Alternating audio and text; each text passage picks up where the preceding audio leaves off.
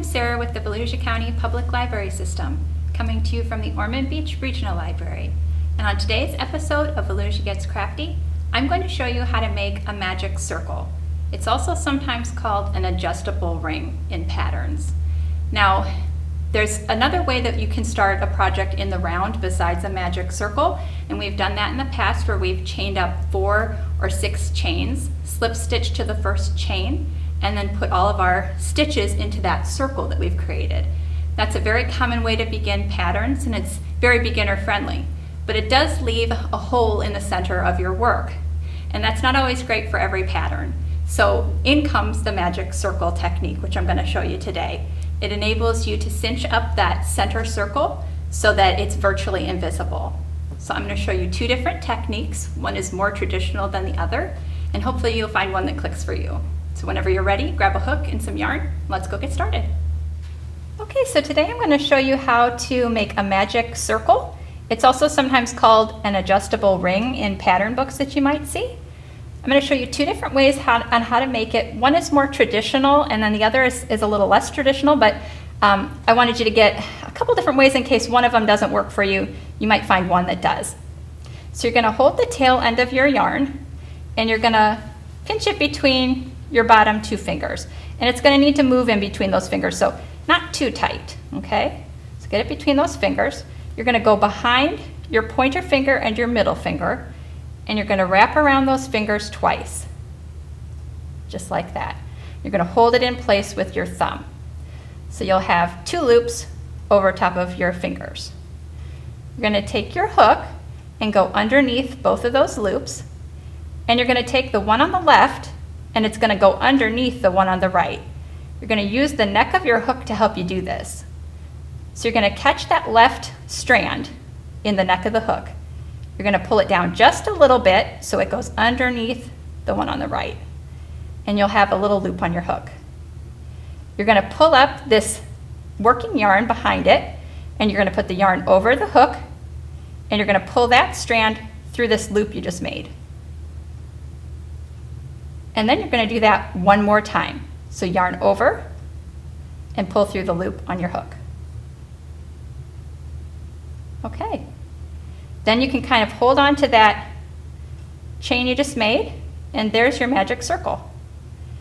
From this point, you would take your working yarn and you would chain up whatever your pattern told you to chain, like either if you're doing a double crochets into the center of the circle, you would chain up 3. And then you would just bury in that tail like we did with our chain circles that we made. And you would put however many stitches that the pattern called for into the center of the circle. Just like that. I'll show you what's magic about the magic circle when we're done with the second one. But that's the first, more traditional way on how to make a magic circle. The second way, we're going to take the tail end of your yarn in your left hand and leave about 2 inches of tail dangling down. You're going to hold the other strand with your right hand, leave about this much length, kind of eyeball it. And what you're going to do is you're going to pull your right hand forward and then put this strand on top of the other one so it makes a circle.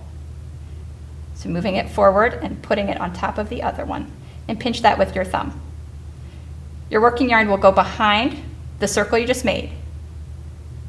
Then you're going to take your pincher fingers and you're going to reach through the circle and grab that working yarn. Get it on top of both of your pinchers. Now you're going to reach behind and grab that working yarn. And real quick, you're going to pull it through the loop on your fingers. Just like that. We don't need this to be as big, so grab that knot you just made. It's a slip knot, remember.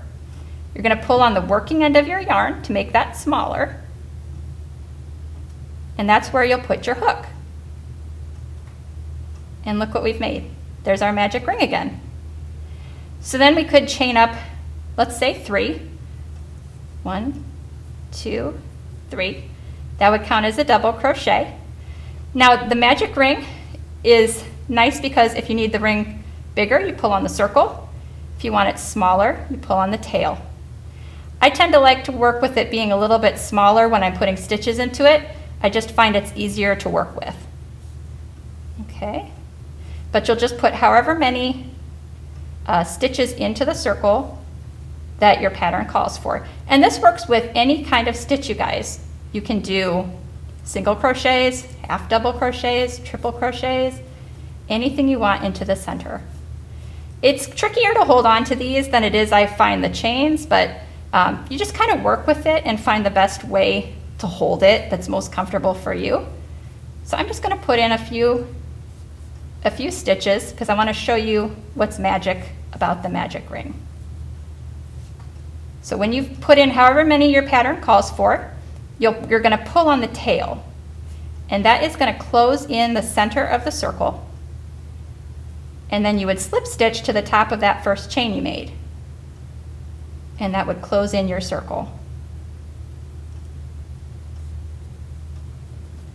And you can pull again on that tail. But see how there is no visible center like when we chained and slip stitched to the first chain? It's much tighter join. This is really helpful when you're making hats because you don't want an opening at the top of your hat, or if you're doing any of those figural crochet that you're going to stuff, because you don't want the stuffing to come out. So these are very practical for that too. I wanted to show you how to make the magic circle because our heart bookmark will use that to begin with. So practice one or both of these methods. Hopefully one of them will work for you. It'll be well worth your efforts, trust me, because a lot of our patterns that you'll find in some of our crochet books at Volusia County libraries, they'll start with a magic circle. So give it a try. You might not get it on your first time. I know I didn't. It was a more difficult technique for me to learn, but both of these kind of made sense to me, so I thought I'd pass them along to you. So go ahead and practice and then come back and join me and we'll do our heart bookmark. Thanks for joining me, you guys. Bye-bye.